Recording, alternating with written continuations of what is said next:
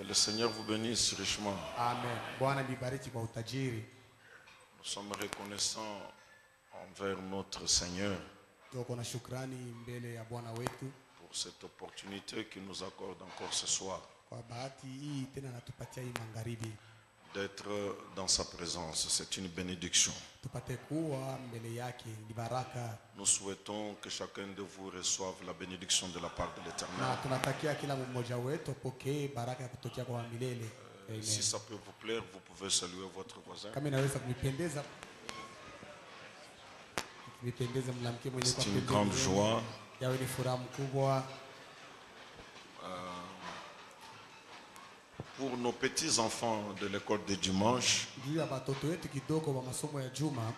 C'est juste des petites choses. Ni tumabitu tudogo tu, Acheter des paquets de biscuits, muuze tu ile mapake ya mabiskuit des sachets de bonbons. na masashe ya mabonbon. C'est ce qu'on vous demande pour donner aux enfants. Ndio ile bana Déjà, ndio quand bana- nous sortons ce soir, achetez ici et remettez. hapa tunatoka tu magharibi, Ça ne tunauza coûte hata rien. pembeni hapa mnapeleka. Ça ne coûte rien. Nous avons des enfants qui ne coûtent pas trop cher. Tuko na watoto abana balombe bei kabisa hapa. Nous avons des femmes qui ne coûtent pas trop cher. Tuko na babibi na balombe bei ya nguvu kabisa. Tu sais, David, les femmes du monde ici, quand elles vont au salon, Mnajua wanamke wa dunia mkaba wanaenda tu ku salon.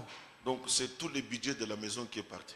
Ni franga yote ya munyumbe kwenda kwa Frère makabelo. Branham dit que les femmes dépensent beaucoup de millions de dollars pour la manicure. Na ndura ama anasema wanamke bona tosha mamilioni ya dola tu njoo ya kujipodoa. Ça les pousse même à voler leur mari. Hivi na basukuma bego na iba na babwana yabo makuta. Ça les pousse à aller travailler, Hivi na basukuma bende bakatumike. d'abandonner leur foyer. Kuacha majamaa yao. Mais Dieu nous a donné des femmes qui ne peuvent pas faire ces Na choses-là. Mungu yalitupatia wanamke bali babibi wala hawezi kufanya vile vitu. Elles tressent des petits cheveux ici pour, je ne sais pas, 2000 francs, 3000 francs. Bego na bashuka manywele tu kidogo kama ni ya 2000 francs kama ni 3000 francs. Donc quand il te demande, il faut lui donner.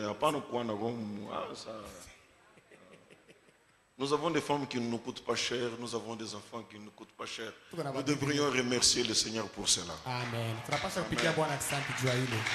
Et même vous les sœurs, vous devriez remercier Dieu pour des maris comme nous. Na hata mwe badala mnapaswa kupigia Mungu asante kwa Bwana saa sheye. Trouvez des maris fidèles qui sont là, qui tournent autour de vous, alors qu'il y a des petites filles à gauche, à droite. C'est une grâce que Dieu vous a donnée. Kukuta tu babwana waaminifu beko na kushughulikia pale wewe kumpembeni japo kuna watoto wanamke pembeni hapa. Je dis toujours à ma femme, toi tu dois être heureux d'avoir un mari comme moi. Na kila mara namwambia bibi yangu asi wewe unapaswa kuwa mwenye heri kuwa na bwana kama Parce que mimi. n'importe où je pars, tu sais que j'ai des contraintes de la parole de Dieu, je ne sais pas tricher. Na njoo unajua sema nataka nenda wapi. Normalement, ulipasha tu siku yote unaniona unaniua nkuku.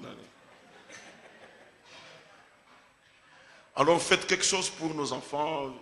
Faites quelque chose déjà qu'on puisse se remettre. Vous pouvez donner aux diacres, aux administrateurs, aux intendants de l'école de dimanche. Mnaweza kupatia mashemashi au mwalimu ya masomo ya juma. Monsieur Christophe, Dieu te bénisse beaucoup. C'est une grande joie de te voir dans la maison de l'Éternel. Et c'est une bénédiction d'avoir des hommes comme cela avec nous. Na ni baraka mkubwa kuwa na bantu Nous kama allons hawa. nous tenir debout pour lire la parole de Dieu. Tutasimama njoo kusoma neno la Mungu.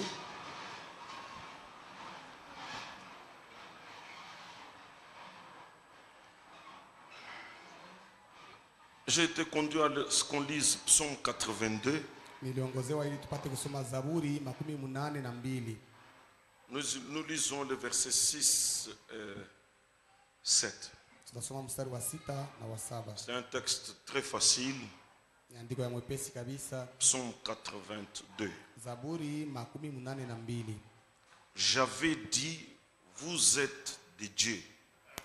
Vous êtes tous les fils du Très-Haut. Cependant, vous mourrez comme des hommes. Vous tomberez comme un prince quelconque. Seigneur, merci pour cet après-midi, le privilège que nous avons de venir dans la maison de l'Éternel pour t'adorer. Oui, Seigneur, nous sommes heureux comme David de venir dans ta maison. Nous savons que dans ta maison, il y a la vie, il y a la paix, il y a la joie. Il y a des bénédictions attachées à notre rédemption. C'est ce qui fait même ou qui donne le sens à la vie. c'est quand nous venons dans ta présence, Père. Et nous voulons te demander de nous laisser être baignés dans le miel comme des oursons, Seigneur. Tous nos êtres soient plongés là-dedans, de manière que quand nous serons partis d'ici, que quelqu'un puisse aussi nous lécher et recevoir la vie, Seigneur. Te prions de pardonner nos péchés, nous sommes ton peuple. Ne regarde pas, Seigneur, à nos iniquités. Prends, Seigneur, nos iniquités, jette-les dans la mer de l'oubli. Nous t'en supplions et nous te laissons la place pour que tu prononces les discours royaux pour la gloire du Père. Au nom précieux du Seigneur Jésus-Christ. Amen. Vous pouvez vous asseoir. Unaweza kuikala. Nous avons introduit la patience. Nous voulons juste rester là. Na tuliingiza uvumilivu na tunapenda kubakia pale. Frère Branham, dans le nom blasphématoire, au point 125, il dit: il y a une parodie de patience, une imitation. Kuko kufuatirisha kumoja hivi kwa uvumilivu. Une prétention d'être patient. Kuko kuwazia kumoja hivi kuwa na uvumilivu. Vous savez, on dit par des observateurs que quand un serpent veut attirer un oiseau, Na mnajua benye kuangalia vitu banasimaka kama wakati nyoka iko natafuta kubamba ndege. Le serpent est ici en bas, l'oiseau est là en haut. Nyoka yeye eko chini hapa na ndege eko juu. Il prend une position comme un mort. Na nyoka eko nafanya sana kufua. Et comme il a des écailles qui brillent, Na sawa vile nyoka anekalaka na makanda iko na ngalangala. et c'est un appât, c'est une attraction. Yayo ile ni kiambo iko na kokota. Alors il se met là patiemment. Na nyoka eko nekala pale eko navumilia. Il attend le plus longtemps possible le temps que l'oiseau soit séduit. Na eko naongoja wakati mrefu kabisa mnamna kusema ndeke ule atongozwe. Et quand il est séduit, il descend. Na wakati anamtongoza na ule ndege anashuka. Et lui, il l'attrape. Na nyoka anamubamba ndege ule. C'est une patience. Nayo ni uvumilivu. Mais une drôle de patience alors. Lakini ni uvumilivu mmoja hivi wa ubaya. Une patience pour bouffer quelqu'un. Ni ile ni uvumilivu njoo akula mtu. C'est comme un garçon rusé qui est loin de l'esprit du serpent. Il va utiliser toute sa patience en disant un petit bonjour malin à une fille jusqu'à ce que. C'est une patience, n'est-ce pas? C'est tout un travail dans une grande patience, mais il sait qu'il veut lui faire du mal. Mais c'est une patience. Pourquoi Frère Branham dit il y a une parodie de patience. Une prétention d'être patient. Le diable, il a sa patience à sa manière, mais pour faire du mal au corps de Christ. Alors il ne s'agit pas de cette sorte-là de patience. Frère Branham nous dit de quelle patience nous parlons. Quelle sorte de patience? Il faut avoir la patience avec Dieu. Avoir de la patience avec Dieu. Patienter Dieu. Et Dieu est sa parole. Na Mungu yeye ni neno lake. Frère Branham dit la patience avec la promesse de Dieu. Na ndugu Branham anasema uvumilivu pamoja na malako ya Mungu. C'est de cette sorte de patience que nous avons besoin. Ni ile aina ya uvumilivu. C'est celle-là que nous devons rechercher. C'est celle-là que le Saint-Esprit produit dans un homme. Njoo ile tunapasha kutafuta, njoo ile Roho Mtakatifu yako nazala ndani ya mtu. C'est la patience avec Dieu. Ni uvumilivu mbele ya Mungu. La patience avec la promesse de Dieu. Uvumilivu mbele ya malako ya Mungu. Dieu s'exprime par sa parole. Mungu eko nasema kupitia neno lake. Dieu nous envoie sa parole. Mungu eko natutumia neno lake. Dieu nous donne des promesses. Mungu eko natupatia mahadi. Et il est capable de les accomplir. Na Mungu eko na maeneo ya kuitimiza. Sans aucun doute, il est capable. Bila shaka lolote Mungu ana maeneo. Mais le Saint-Esprit doit tailler en nous Lakini Roho Mtakatifu anapaswa kuchonga ndani mwetu une vertu moja fulani qui nous permet de patienter, qui nous permet d'attendre jusqu'à ce que Dieu a dit arrive. yenye kuturuhusu kuvumilia kongojea kufika pale kile Mungu mwenyewe laka kifike. On a dit si vous n'en avez pas, vous n'avez pas cette sorte de patience. Na ndugu Branham anasema kama hamuna na ile aina ya uvumilivu, Cela va s'effriter. na ile yao itaribika. Vous allez tomber de cet édifice. Utaanguka kunyumba ile.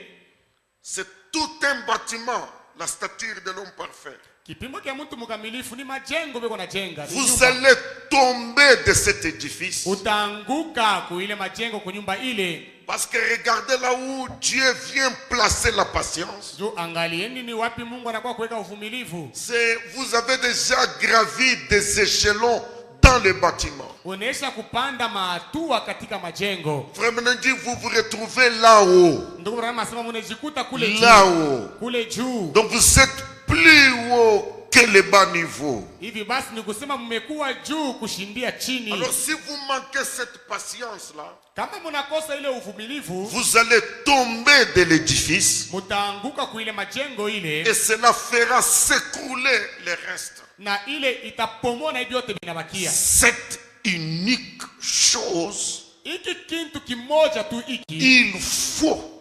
Il vous faut avoir cela. Inanifai mukuwe na ile uvumilivu. Manquez cette unique chose, kukosa iki kitu kimoja tu, vous allez tomber de l'édifice. Mutaanguka kule juu. Et le reste va s'écrouler. Na hivi vingine vinabakia Ça veut vitapomoka. dire la foi va s'écrouler. Tunasema imani itapomoka. La vertu va s'écrouler. Nguvu ya Mungu itapomoka. La connaissance va s'écrouler. Ujuzi utapomoka. La tempérance va s'écrouler. Kuchunga ulimi kutapomoka. Vous serez au sol. Mutaanguka chini. Pour avoir manqué cette unique chose qui est la patience de Dieu. Patienter avec ce que Dieu vous a promis. Kwa vile tu munakosa kile kitu kimoja tu, kuwa na uvumilivu ya Mungu, kuvumilia mbele bila Mungu alimilaka. Et nous avions lu ceci dans les exposés. Frère Branham qui disait: laissez-moi vous présenter cette vérité de façon plus complète. Na ndugu Rama anasema acheni nipate kuonyesha hii ukweli mnamna ya kueneana kabisa. Abraham a été mis à l'épreuve. Abraham bali muweka katika jaribu après avoir reçu la parole de la promesse. Kisha yeye kupokea neno la malako. Frère, c'est très important que vous puissiez saisir la pensée de Dieu. Banduku ni ya mafaa kabisa mupate kushika ile wazo la Mungu. Dieu en allant vers Abraham, wakati Mungu alienda kwa Abraham, il lui a présenté des promesses et non pas de tests. Alimuonesha mamalako hapana vipimo.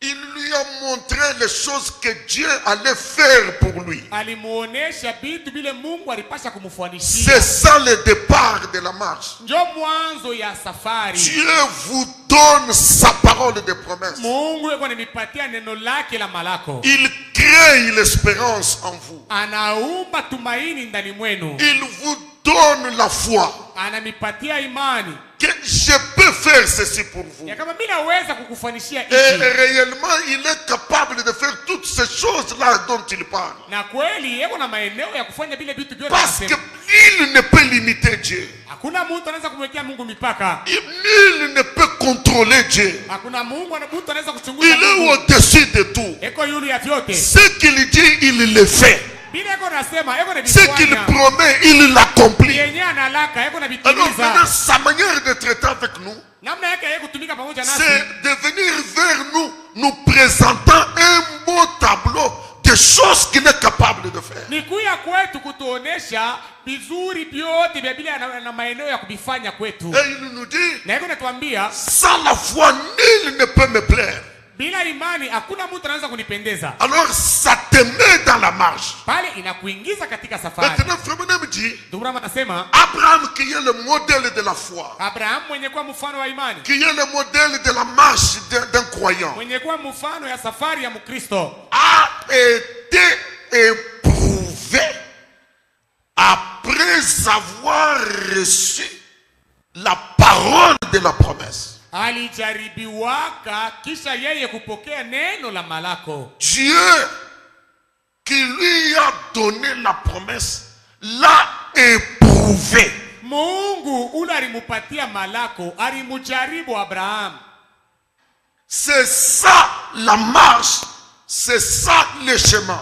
Njo safari ile, njo njia ya Mungu ile. Abraham a été mis à l'épreuve après avoir reçu la parole de la promesse. Abraham alijaribiwa kisha yeye kupokea neno la malako. C'est plus facile pour nous de croire et de confesser que nous sommes la postérité d'Abraham. Iko mwepesi kwetu kuamini na kukiri kama sisi ni uzao wa Si Abraham. nous sommes la postérité d'Abraham, Kama sisi ni uzao wa Abraham, ce que notre père a vécu, bila baba yetu aliishi, c'est ce que nous devons vivre. ndio mimi na shetu tunapasha kuishi. Merci Seigneur Jésus. Même Jésus lui-même est venu s'identifiant comme la postérité d'Abraham. Hata Yesu mwenyewe alikuwa kujitambulisha kama uzao wa Abraham. Il n'est pas venu par un autre schéma. Asikukue kupitia njia Frère me dit, nyingine. il ne s'est pas identifié à un ange, Na ndurama anasema Yesu asikujitambulisha kwa malaika, mais il s'est identifié à la postérité d'Abraham. lakini Yesu alijitambulisha kwa uzao wa Abraham. Parce que la vraie et l'unique postérité d'Abraham, Njoo uzao wa kweli na C'est mmoja wa Christ. Abraham ni Kristo. c'est Jésus. Ni Yesu. C'est lui la postérité d'Abraham. Yeye ndio uzao wa Et Abraham. regardez son schéma. Angalieni njia yake unalipita. Alléluia. Amen. Jésus a commencé par la couronne d'épines pour finir par la couronne de gloire. Yesu alianzia kutaji la miba ndio kwenda kuishia kutaji la utukufu. Amen. Il n'était pas en dehors du schéma. Asikukue nje ya ile mapito. Les tests, Kipimo après avoir reçu la parole de la promesse. kisha kupokea neno la malako. Il était à Gethsemane Alikuwa ku Getsemane. en train de dire, Père, Yeye anasema Baba, si tu peux ôter cette coupe. kama unaweza kuondosha kikombe Merci hiki. Seigneur. Dieu avait placé la coupe devant lui. Et il lui disait, je n'ai pas quelqu'un qui peut prendre cette place. Mungu aliweka kikombe mbele yake, alikuwa anamwambia sina na mtu anaweza Et il n'y a aucun enfant de Dieu qui viendra en dehors de ce schéma. na hakuna mtoto wa Mungu anaweza kuwa Si nje. nous sommes la postérité d'Abraham, Kama tuko uzao wa Abraham, nous devons marcher comme Abraham. tunapaswa kutembea Nous kama devons Abraham. marcher par le même schéma qu'Abraham, notre père. Tunapaswa kutembea munjia moja moja sawa Abraham baba yetu. Amen. Amen. Alléluia. Et Abraham a été testé, éprouvé, après avoir reçu la parole de la promesse. Na Abraham alipimwa, alijaribiwa kisha kupokea maneno la malako. J'aime le Dieu de William Branham parce qu'il est venu vers nous avec des promesses. Napenda Mungu wa William Branham juu alikuja kwetu na malako. Et des promesses de la calibre qu'on n'a jamais connu depuis le début des âges. Na malako moja ya mumatua ile atuyajuwaka katika vizazi vyote. Parce que c'est dans cet âge que Dieu dit qu'il a des ressources inexploitées. Juu ni mkizazi iki Mungu anasema eko na mali ile abayachimbaka Des bado. choses qu'il a gardées dès avant avant la fondation du monde, Bitu wenye qu'il alichunga n'avait jamais révélé aux gens.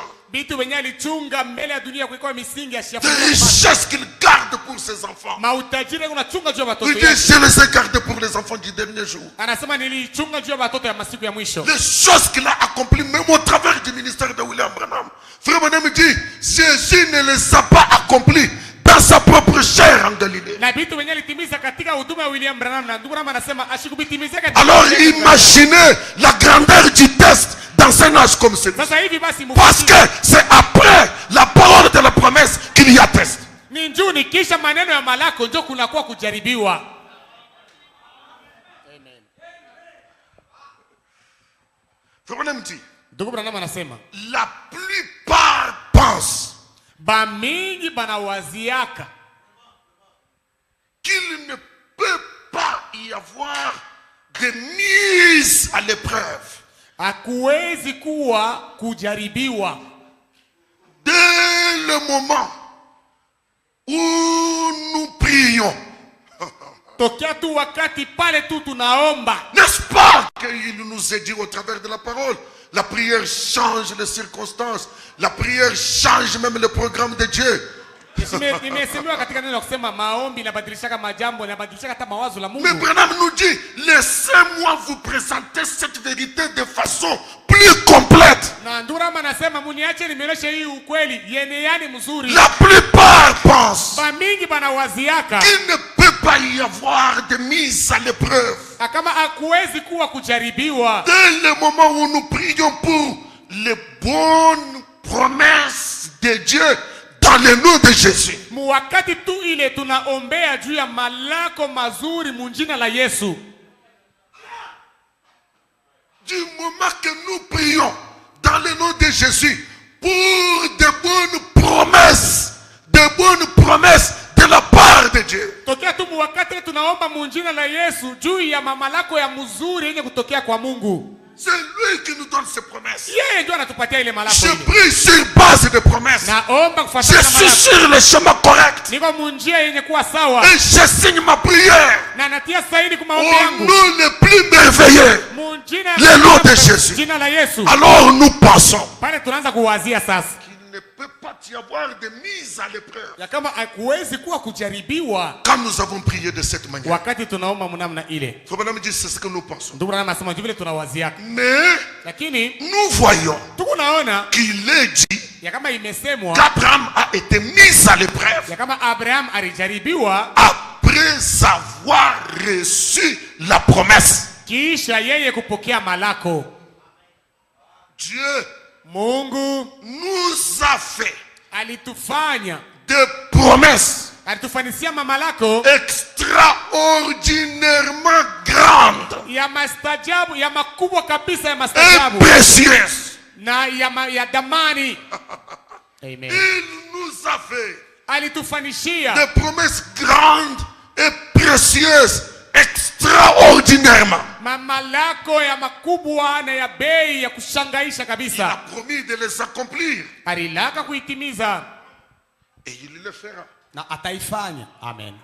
Amen. Il le fera. Ataifanya. Amen. Il le fera. Ataifanya. Quand? Wakati gani? Il le fera. Ataifanya. Amen. Amen. Quand? Wakati gani? Il le fera. Ataifanya. Oui. C'est ça l'intelligence de Dieu. Ndio akili ya Mungu ile. Alléluia. Amen. Il le fera. Atatimiza hayo. Mais Lakini entre le moment où nous prions tokea wakati ile pale tunaomba et celui où nous recevons la réponse, na wakati ile tunapokea jibu.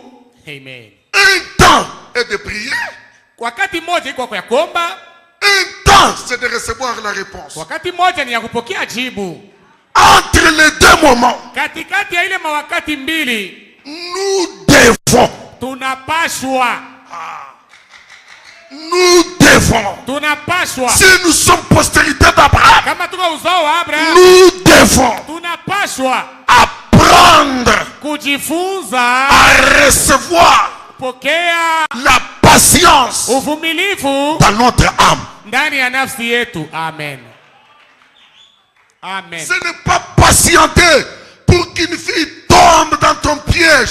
Ce n'est pas patienter pour qu'un frère tombe dans ton piège et que tu puisses le rouler. Mais c'est patienter avec la promesse de Dieu. Haina kuvumilia juu uangushe dada moja mumuteko au ndugu mumuteko yako, hapana. Ni kuvumilia mbele ya maneno ya Mungu. Nous devons apprendre Tunapaswa kujifunza à recevoir. kupokea. J'ouvre mon cœur ce soir. Nafungula moyo wangu Que imagharibi. le Seigneur verse dans mon âme Bwana punguze ndani ya cette nafsi yangu vertu de la patience. ile nguvu ya uvumilivu. Merci Seigneur Jésus. Amen. Nous devons apprendre à recevoir la patience dans notre âme. Tunapaswa kujifunza kupokea uvumilivu ndani ya nafsi zetu. Car Kwani c'est seulement ni paka tu dans la patience katika uvumilivu que nous possédons la vie. ndio tunashika uzima. Amen. Amen. Amen. Ni paka tu. Seulement David. Paka tu. Amen. Seulement Ni paka tu dans la patience katika uvumilivu que nous possédons la vie. ndio tunashika uzima. La vie, Uzima, la possession de la vie kushika uzima est attachée à la patience umeambatana na uvumilivu dans la promesse de Dieu. katika malako ya Mungu. Amen.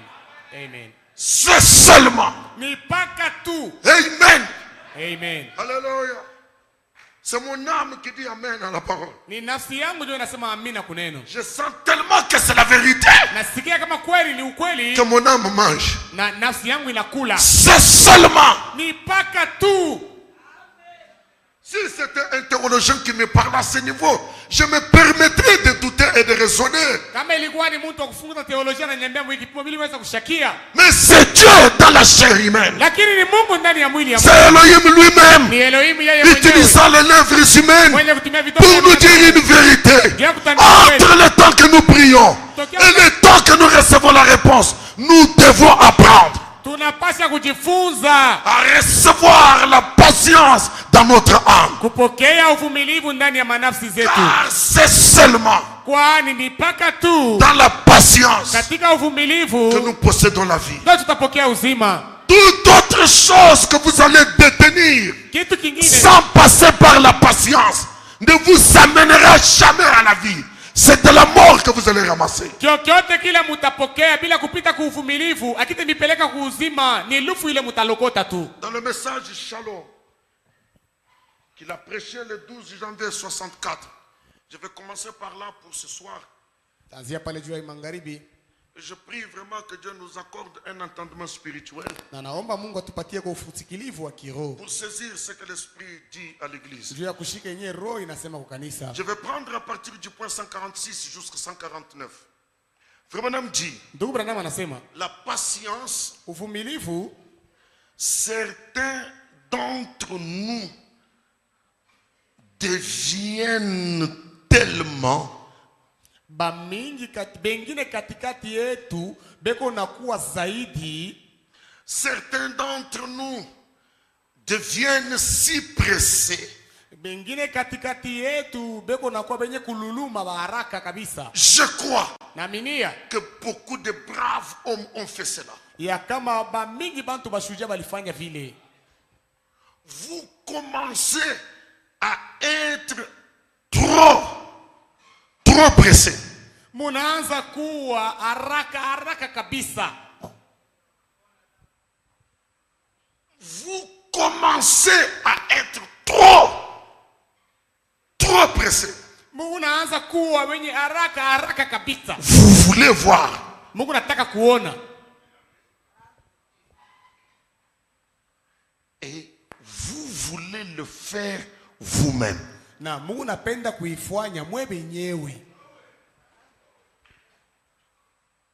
Comme on me dit, mes frères dans le ministère, vous qui savez, vous savez par la façon dont je parle. Na ndio maana nasema bandugu yangu katika huduma mnajua nini namna ile niko nasema. Vous savez par la façon dont je parle. Mnajua kupitia namna ile niko nasema. Vous qui écoutez la bande, Nini benye kushika mautepe? que c'est à vous que je parle. Ni mweye pale niko naambia.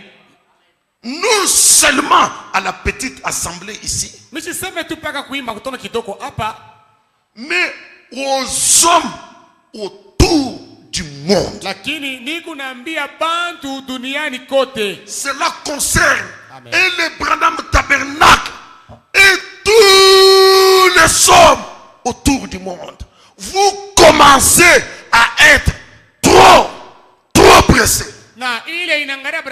tabernacle na bantu duniani mzima buku naanza kuwa haraka kabisa kululuma. Beaucoup d'hommes sortent Ba mingi kabisa bantu wako natoka étant impatients, benye kuwa bila uvumilivu, mais croyant que c'est le temps. lakini benye kuamini kama sema njoo wakati. Mes frères bien-aimés, Banduku bapendwa, regardez même quand l'Esprit de Dieu a oint Jacob pour bénir ses propres fils. Il n'a jamais sorti une même sorte de bénédiction. Chacun avait sa bénédiction. Et ces bénédictions ne sont jamais venues au même moment. Et regardez le nombre d'années que la tribu de Juda a dû attendre pour voir la promesse qui leur avait été faite du sceptre royal. Combien d'années? Combien d'années? Lévi même qui était maudit a commencé à entrer en scène avant eux.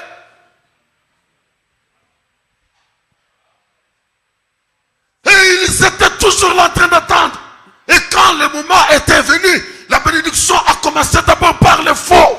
na wakati ilienea, baraka ilianza mbele kwa kiabongo. Saül il était un benjamite. Saulo alikuwa mkabila ya Benjamin. Et il pouvait passer. Na yeye aliweza kupita. C'est le sceptre royal. Mais le sceptre royal n'était pas promis à la tribu de Benjamin. Bakora kifalme haikulakwe kukabila ya Benjamin. Ce que j'ai dit par ma manière de parler vous concerne vous tous, dit William Branham. Non seulement à cette petite assemblée, mais aux hommes autour du monde. Je condamne encore une fois ce soir cet esprit de comparaison. La comparaison est luciférique. Il n'y a que Lucifer qui a commencé cet esprit au ciel. Tu es fils de Dieu. Dieu a un chemin pour toi. Dieu a un temps pour toi. Dieu a une bénédiction pour toi. Ça n'a rien à voir avec ton voisin. Ça n'a rien à voir avec celui qui s'assoit devant toi dans l'église. Amen. Amen. Amen. On ne leur a jamais donné une même bénédiction, mes frères. Je ne pense pas que tout le monde va réussir dans le pétrole. Je ne pense pas que tout le monde va réussir dans les champs. Je ne pense pas que tout le monde va réussir dans le transport. Il y en a qui doivent réussir pour un tel domaine, les autres un tel domaine, un tel autre, un tel autre, un tel autre. Wote wataweza mkintu kimoya, pengine wataweza mvi fulani ama mvi fulani ama mvi fulani ndio paka vile. Amen. Amen. Amen. Amen. Merci Jésus.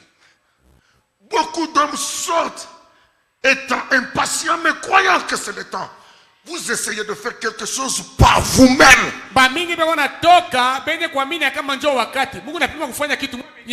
Attendez-vous au Seigneur. La patience est une vertu. Amen. Amen. Alléluia. Alléluia.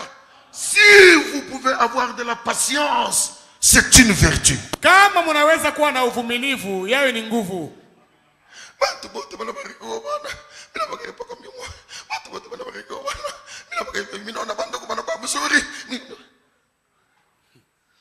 Tu penses que tu pries. Unawazia kama huko naomba. Mais c'est un démon qui parle en toi. Lakini ni demona ule unasema ndani yako. Je vous pose la question. Na niuliza. Dites-moi à quel moment Dieu dort. Dites-moi. Si vous connaissez la minute que Dieu est endormi. Cherchez-moi le verset qui indique le temps où Dieu est distrait. Mais laisse-moi te dire, par sa parole il déclare, tu ne peux même pas perdre un seul cheveu de ta tête sans que lui il puisse le savoir et avoir cela sous son propre contrôle. Si Dieu peut connaître le nombre de tes cheveux, les surveiller et les gérer, comment est-ce qu'il peut oublier ou manquer de contrôler ta propre vie? gani anaweza kushindwa kuchunguza maisha yako? Tu te compares à qui? Unajipima na nani? Dis-moi quand est-ce que Dieu a déjà voyagé et il a laissé le trône vide. Mniambie kwa wakati gani Mungu anataka asha kusafiri anaacha kiti ya enzi wazi?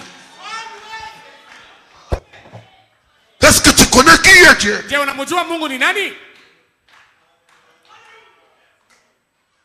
Vous essayez de faire quelque chose par vous-même. Mungu napima kufanya kitu kwa wewe wenyewe. Mes frères, c'était parfait que Léa ait une série d'enfants, que Rachel soit sans enfants. C'était parfait. Ilikuwa kamili Lea apate kuzala watoto kwa kufuatana na Rachel bila mtoto. Ilikuwa kamili. C'était parfait. Ilikuwa kamili. C'était la volonté de Dieu. Ilikuwa ni mapenzi ya Mungu. Wala turingana Mungu kwa lipomoe. Basha kuzala. Bote bele uberna balula watoto bakata. Et la Bible, vous la mettez où? Que ces gens me disent ce que la Bible va devenir.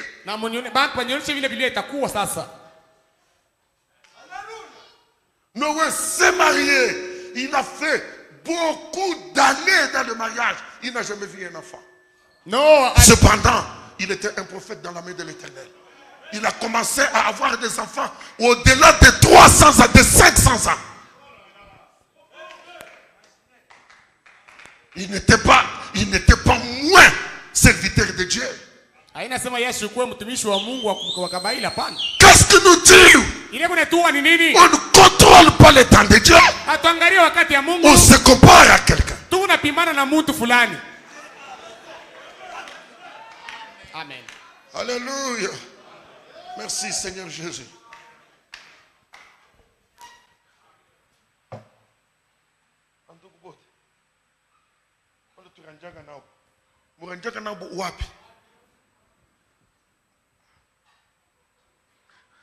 Attendez-vous au Seigneur. La patience est une vertu. Si vous pouvez avoir de la patience, c'est une vertu. Ceux qui s'attendent à l'Éternel renouvelleront leur force. Ceux qui s'attendent à l'Éternel renouvelleront leur force. Mes frères, je vous dis ces choses avec tout ce qui est à moi. Un fils de Dieu n'est pas un suiveur de mouvement. Je peux voir les gens faire une chose et tout le monde emboîter le pas. Je reste têtu. J'interroge le ciel. Est-ce le temps pour moi? Est-ce là ta volonté pour moi?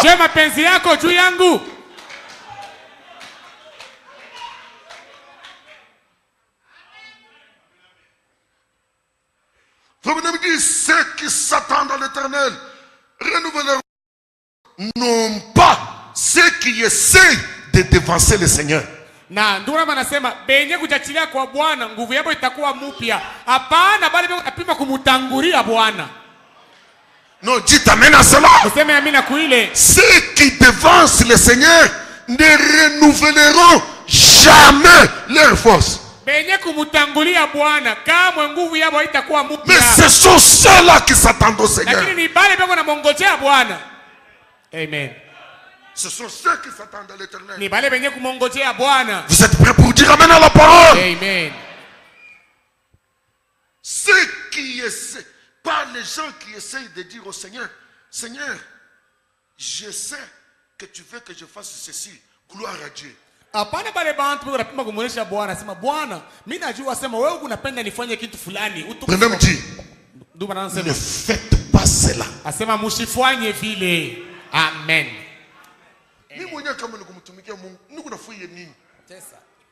Amen. C'est comme ça que les pentecôtistes se retrouvent. Ils ont cherché tous les titres de la Bible, ils ont fini. Ils sont allés au-delà de la Bible. Pourquoi? Seigneur, je pense que tu veux que je fasse ceci pour toi. Être pasteur ne suffit plus. Être apôtre ne suffit plus. Bishop.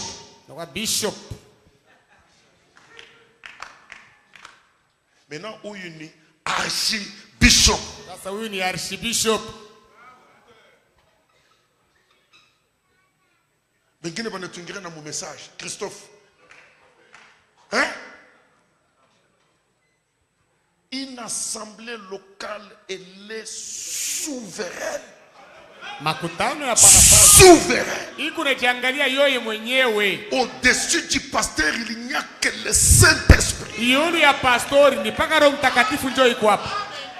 Qui est ce dragonnier dans ce message de William Branham qui veut régner sur d'autres assemblées? Ni nani ule mwi ujumbe William Branham anapenda kutawala makutano mengine? Et ces pasteurs-là des assemblées dominées, ils se laissent être dominés comme des petites femmes. Ils ne sont pas dignes d'être derrière la chair. Ils doivent descendre et chercher le baptême du Saint-Esprit. Anapasha kushuka na kutafuta ubatizo wa Roho Mtakatifu.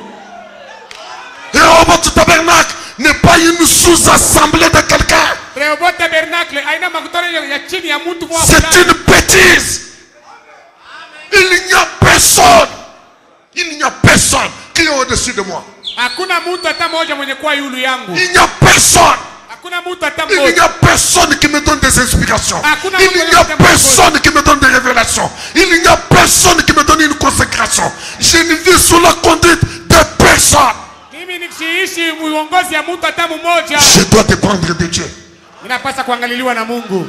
Amen. Amen. Amen. Alléluia. Je suis le représentant des églises du message. Sasa mimi ndio mwenyewe niko naonekana fuashe makanisa yote ya ujumbe. Uko na bale unaweza kuonesha mabili bintu.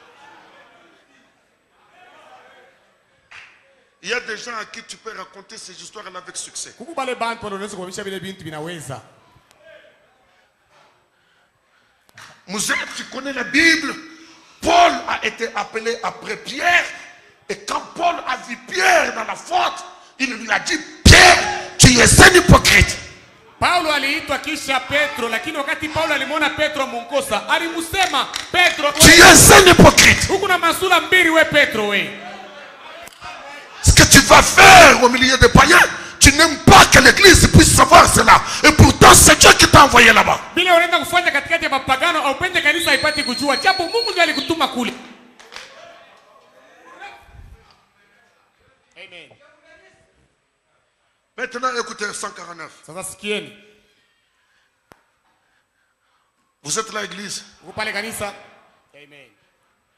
Yanni, je souffre trop, je sais que tu vas faire mieux quelque part.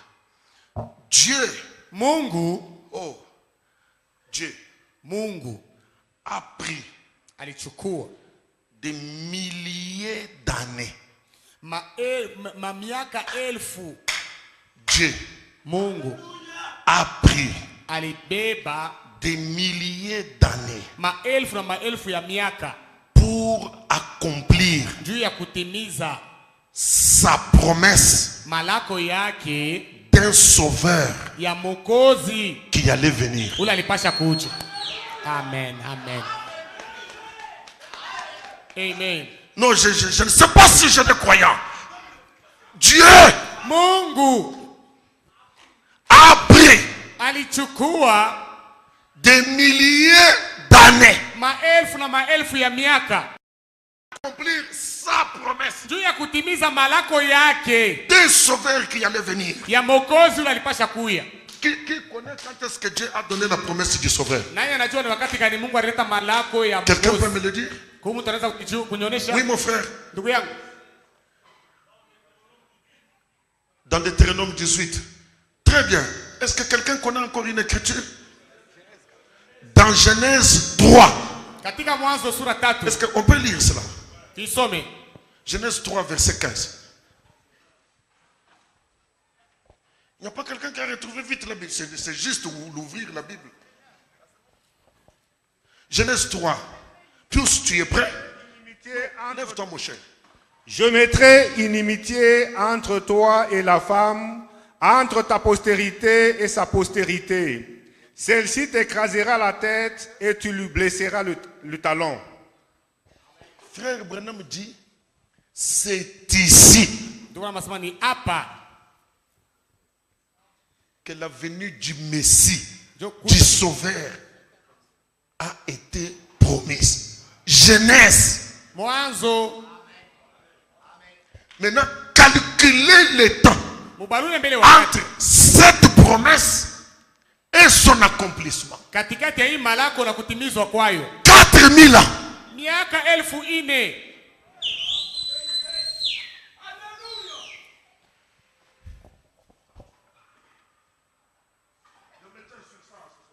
Nasimama yule ile hii magharibi. Miaka 1400. Na Mwokozi yule ye mwenyewe ni ye mwenyewe Mungu. Amen. Analeta malako ya kuja kwake ye mwenyewe. Lakini anavumilia. Amen. Mwaka ya kwanza. Les faux s'élèvent. Les faux prennent la place. Même les anges lui disent. Unaona auone. Samisha kuona. Pana kujibiria ndia. Sasa ni unachunga.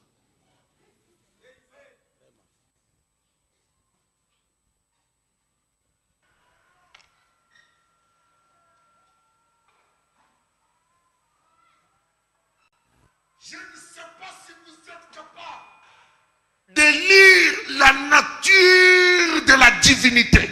Na misijue kama Mungu na ile maeneo ya kusoma asili ya umungu. Souvenez-vous. Kumbukeni. Il savait cela tout le temps. Alijuaka ile kila wakati. Que ça viendrait. Ya kama itakuyaka. Il y a beaucoup de gens qui se sont levés cherchant à être des messies. Beaucoup d'églises ont essayé de produire des messies. Mais Dieu avait fixé le temps pour son messie. Il n'était pas pressé. Amen. Sa propre promesse, sa propre venue, des milliers d'années de patience.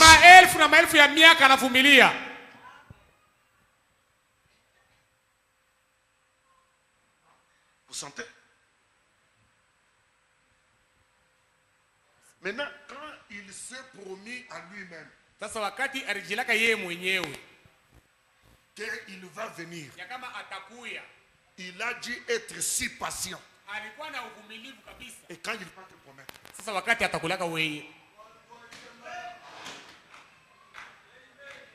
il s'est promis à lui-même. Il a dit, les étoiles du matin étaient contents parce qu'ils ont vu qu'un jour, le roi Melchisedec allait descendre et tabernacler dans un temple humain pour faire briller leur vie comme des étoiles. Quand ils ont vu cela en avance, ils ont commencé à tressaillir de joie. Donc c'était la venue du roi Melchisedec, lui-même là, qui faisait la promesse. Choufoanye.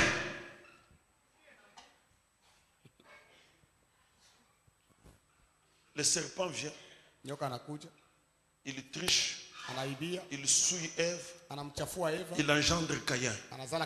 Dieu est tranquille. Adam vient sur une femme souillée. Il rate d'engendrer Jésus. Anamuzala belle.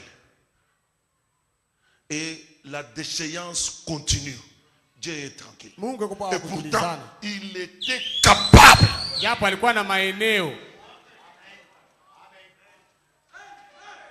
Sachez, il était plus que capable parce qu'il était au jardin d'Éden. Lui-même dit, empêchons l'homme de me manger et de vivre éternellement. Mais tu attends quoi? J'attends.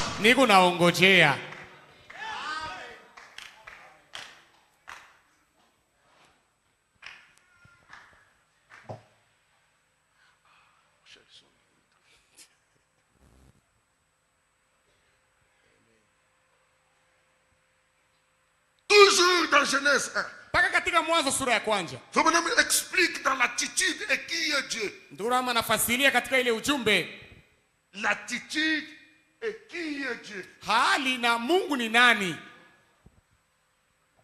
Frère Branham explique, vous pouvez lire chez vous à partir du point 17, vous allez descendre. Ndugu Branham anafasiria mule.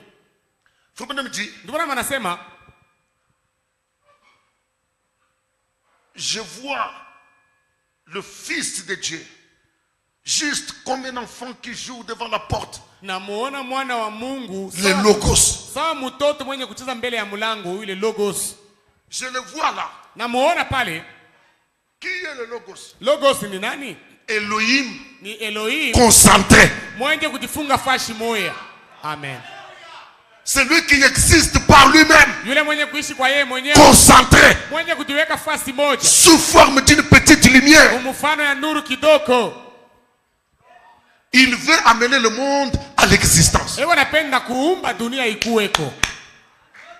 Il se tient là, Anasimama pale comme un enfant devant la porte du Père. sawa mtoto mbele ya mlango ya baba, Et il dit na anasema que la lumière soit. nuru iwe. Je vous pose la question. Na miuliza, Entre le temps où il a dit que la lumière soit tokea wakati ile alisema nuru iwe et le temps où la lumière est venue, na wakati ile nuru je ilikuwa, vous pose la question. Nina miuliza, Il s'est passé combien de minutes? kulipita madakika ngapi? 1000 ans. Des millions d'années. 6000 ans. Combien de minutes? Madakika ngapi? Écoutez William Branham. Msikie William Branham. Ça c'est Dieu parlant de lui-même. Hii ni Mungu anasema juu yake yeye mwenyewe. Amen. Se promettant lui-même. Yeye anajilaka yeye mwenyewe. Oh Dieu. Amen. Amen.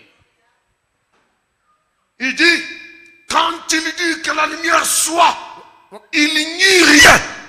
Akati alisema nuru iwe, akukukue kitu. Mais quelque chose était arrivé. Lakini kitu kimoja kilifika. Un atome a tourné là Na ile chembe ilizunguluka kule. et a commencé à tournoyer comme ceci. Ikaanza kuzunguluka kama hivi. Il dit, le soleil commençait à venir à l'existence parce qu'il avait dit qu'il y ait. Asema jua ikaanza kuwa konjuu, yeye alisema kasema Voilà l'autorité. tazameni mamlaka. Voilà l'autorité. Il a parlé par son autorité. Il a parlé par sa parole.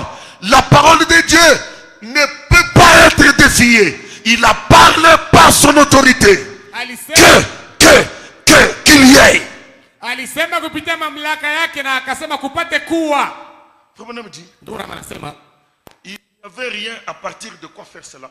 Akukukue kitu kupitia kile kitu aliweza kufanya ile. Mais lakini il a cru. Aliamini.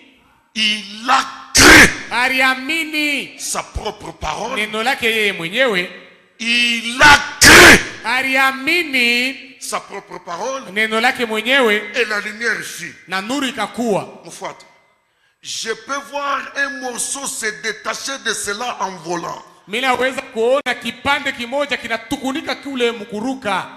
Après quelques millions d'années, kisha mamilioni moja hivi ya miaka, ou une centaine de milliards d'années, au miaka moja centaine ya mamiliards, cela tournoyait en s'éloignant à perte de vue. Ile ilianza kuzunguluka iko nenda na kupotea, macho haione tena. Je le vois là debout observant cela. Mimi namuona pale mwenye kusimama iko naangalia. Et cela tombe là. Na ile ikaanguka pale. Et il arrête cela.